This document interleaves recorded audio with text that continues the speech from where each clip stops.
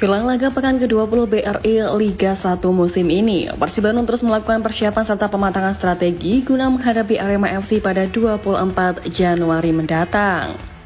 Saat menjalani latihan, pemain Persib Bandung yakni Rahmat Irianto dan David Da Silva belum bisa ikut karena masih mengalami cedera pasca kekalahan atas Dewa United.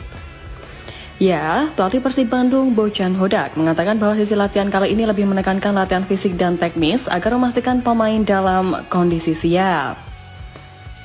Ini katakanlah latihan pertama dalam minggu ini setelah pemulihan setelah pertandingan.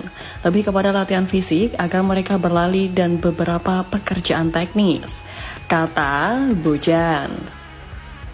Pelatih asal Kroasia itu juga mengungkapkan bahwa pemain sudah melihat analisa taktikal terkait strategi dan juga pemain Arema FC. Dengan maksud mempelajari kelemahan dari Singoedan, sebelumnya gelandang Persib Bandung Tyron Delpino mengingatkan ke pemain maupun pendukung untuk terus maju dan belajar dari kekalahan atas Dewa United. Delpino mengakui jika kekalahan dalam pertandingan sepak bola adalah hal yang wajar, sehingga tidak perlu ambil pusing dan terus fokus untuk menghadapi laga selanjutnya.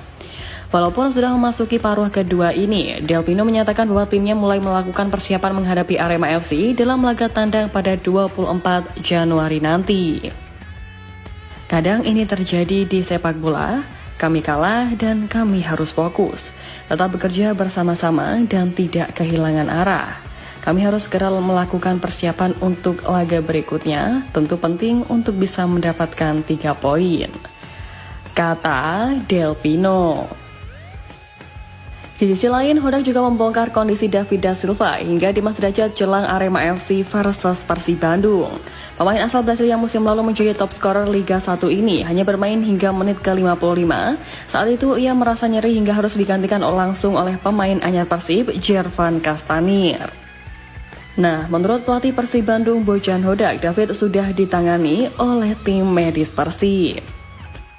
Kondisi David tadi, tim medis Persib bilang hanya sedikit tarikan otot.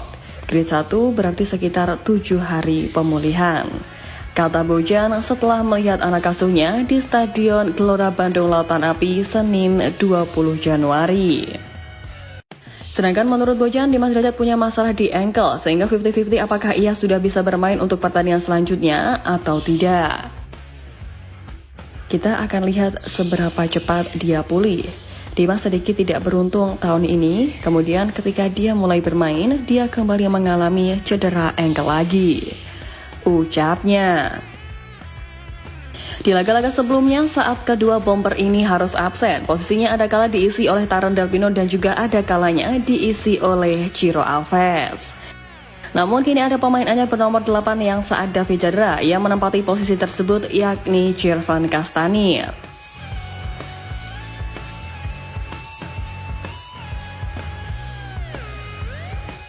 Ya, Persib Bandung harus kehilangan Deddy Kusnandar dan Rahmat Irianto dalam waktu yang cukup lama karena cedera. Tentu di tengah situasi terdesak ini, Ahmad Agung menjadi pilihan tepat.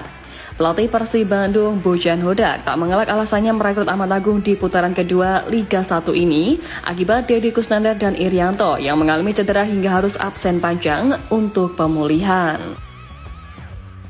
Agung ada di posisi itu, gelandang bertahan atau stopper.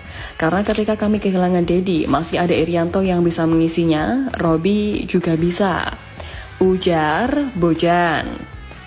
Namun di laga awal putaran kedua saat Persib Bandung menghadapi PSBS Biak, Irianto mengalami cedera sehingga harus menepi lama dan juga melakukan operasi.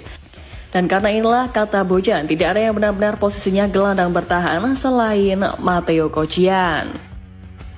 Kami tidak punya gelandang bertahan sejati, perebut bola sejati. Ketika Irianto cedera, kami butuh pemain tambahan. Itulah alasan kami membawa Agung, kata Bojan. Bojan mengaku kondisi Agung saat tiba di Bandung dan juga mengikuti latihan bersama Persib ada sedikit kelebihan berat badan sekitar 1 atau 2 kg.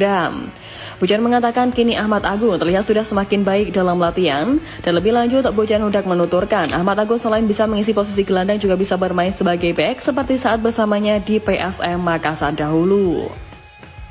Sehingga hal itulah menjadi salah satu pertimbangan Bojan Hodak mendatangkan Ahmad Agung pada putaran kedua di kompetisi BRI Liga 1 ini. Ahmad Agung bisa bermain di dua posisi itu, mampu bermain sebagai gelandang bertahan dan saat bersama saya di Makassar, dia beberapa kali bermain menjadi stopper. Musim lalu juga dia bermain sebagai stopper ketika masih di Kediri ketika menghadapi kami. Ini jadi opsi yang bagus. Jelas, Bujan Hodak. Pada bursa transfer paruh musim kompetisi BRI Liga 1 ini, Persib juga mendatangkan pemain asing asal Curaçao Jervan Castanir. Dan sebagai informasi dengan bergabungnya Jervan Castanir, maka Mason 5 tidak akan digunakan lagi pada putaran kedua dan ada opsi dipinjamkan atau dilepas ke klub lain.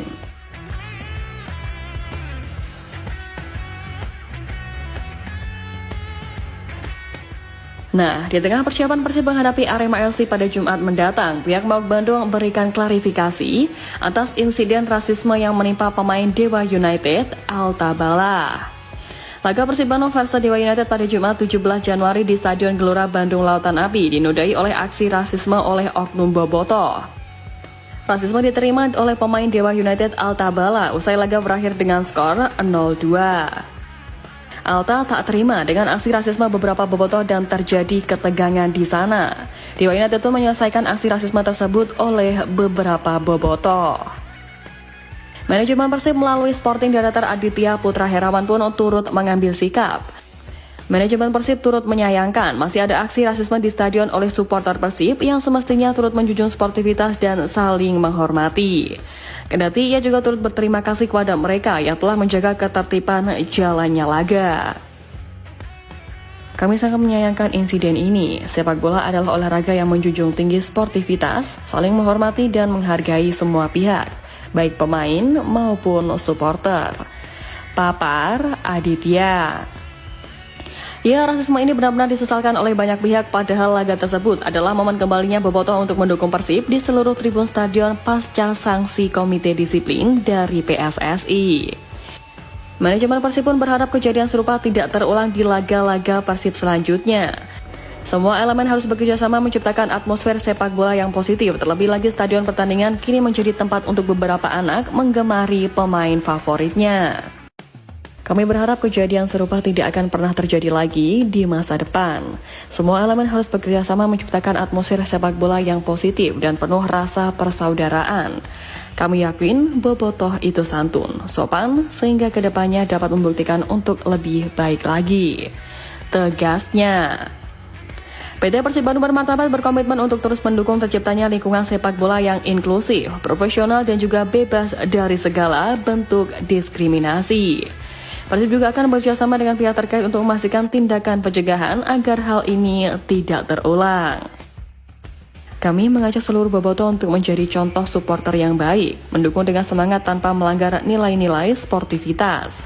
Mari kita jadikan sepak bola sebagai sarana persatuan dan kebanggaan bersama. Ajak Aditya.